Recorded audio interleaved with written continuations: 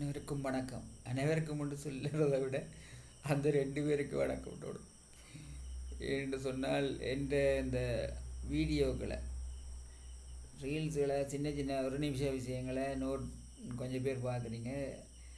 5 நிமிஷத்துக்கு மேற்பட்ட வீடியோக்களை 2 பேர் பார்க்குறீங்க. அந்த நல்லுள்ளங்களுக்கு நன்றி. கொஞ்சம் மனம் கொஞ்சம் உருக்கமாக இருக்குது. கொஞ்சம் உருக்கமானு சொன்னால் கத்தி வெட்டி போடுது எனக்கு. மாமரம் மாங்கண்டுகள் வெட்டி கட் பண்ணி கொண்டு போனேன். அப்போ கத்தி வெட்டிட்டுது. அது கொஞ்சம் நோவாக இருக்குது. கொஞ்சம் மனமும் கொஞ்சம் என்ன சொல்கிறது,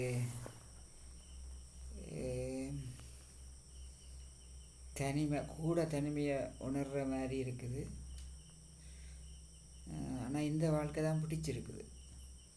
கொஞ்ச காலத்துக்கு முதலே இப்படி வந்திருக்கலாமான்னு சொன்னால் அது பொருத்தமில்லை. இப்போ தான் கால நேரம் வயது எல்லாம் சரியாக இருக்குன்னு நினைக்கிறேன்.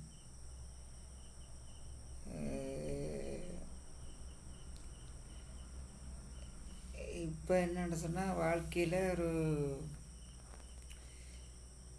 விருப்பு வெறுப்பு இல்லாத மாதிரி ஒரு நிலைமைக்குள்ளே வந்துட்டேன்.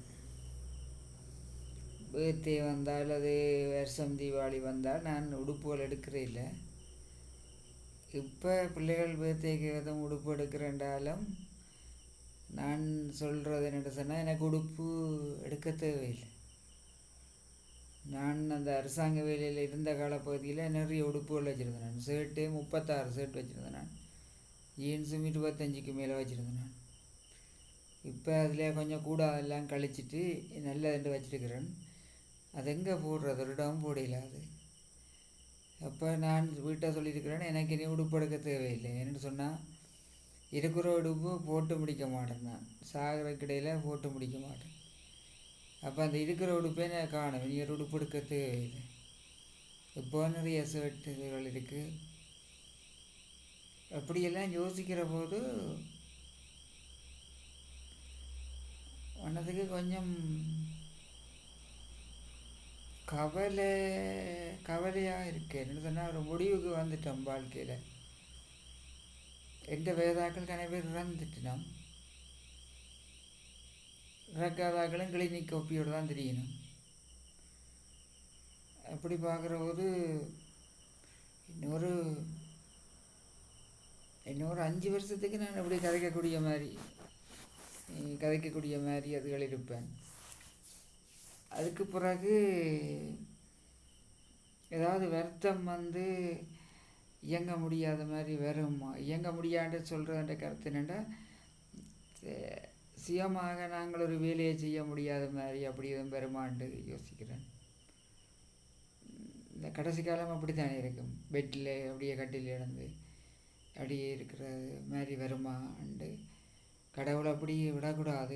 கை காலை நானே சாகிற வரைக்கும் ஓடி ஆடி எந்த வேலையை செய்கிற அளவுக்கு கடவுள் அந்த வருத்தை தரணும். என்னென்னு சொல்லிடாது.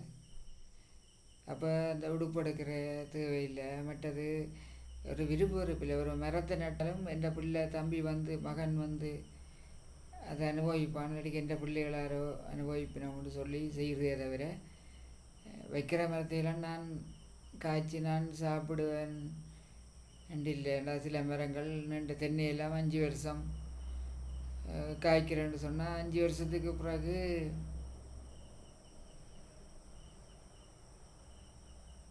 இருப்பேனான்னு சொல்லி யோசிக்கிறேன். அப்படி யோசனை வரும். உலகத்து வாழ்க்கையில் ஒரு விருப்பம் இல்லாத மாதிரி. என்னன்னு சொன்னால் இதை பார்த்து கொண்டிருக்கிறாரும் வயசு குறைஞ்ச ஆக்கள், 40 வயசுக்குள்ளே உள்ள ஆக்கள் இருந்தீங்கன்னு சொன்னால் இது ஒரு அலட்டலா அல்லது ஒரு உங்களுக்கு ஒரு சிரிப்பாக இருக்கும். எவ்வளோ வாழ்க்கையில் இருக்குது, இவர் எவ்வளோ வாழ்க்கையில் இருக்குது அனுபவிக்க இருக்குது, இவர் என்ன இப்படி கதைக்கிறாருண்டு. நானும் உங்களை போல எல்லாத்தையும் கடந்து தான் வந்து நான் எல்லா விதமாகவும் அனுபவிச்சிருக்கிறேன். விரும்பின சாப்பாடு சாப்பிட்ருக்கிறேன். அநேகமாக எல்லா இடங்களும் போயிருக்கிறேன். வாழ்க்கையில் சுகதுக்கங்கள் எல்லாத்தையும் கண்டிருக்கிறேன். ஆனால் இப்போ எனக்கு இப்போ எல்லாம் எல்லாம் ஒன்று தான், எல்லாம் ஒன்று தான், ஒன்றுமில்லாத ஒன்று தான் உண்டு.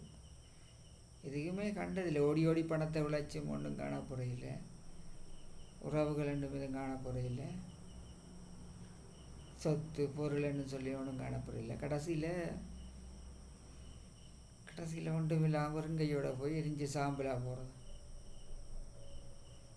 அதுக்கு கவலைப்படுறீங்களான்னு பார்த்தால் கவலைப்படையில்லை. இப்போ இருக்கிற நிலைமை ஒரு கவலை, ஒரு இதாக இருக்கே தவிர சாக போகிறன்றது நாங்கள் விரும்பாட்டிக்கு என்ன வராமல் திரும்ப போதா, அப்படி விரும்பினா உடனே வரப்போதா? சந்தோஷமாக ஏற்றுக்கொள்ள வேண்டியதான். சந்தோஷமாக ஏற்றுக்கொண்டு அம்மாவோட போக கிடைச்சா எனக்கு சந்தோஷம். இறந்த பிறகு இந்து சமயத்தின்படி மறுபிறப்பு, ஆவி, அந்த கொள்கை எல்லாம் இருக்குத்தானே.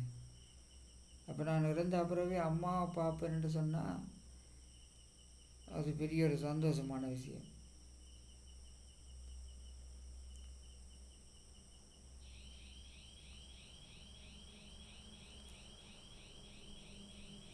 நன்றி, வணக்கம்.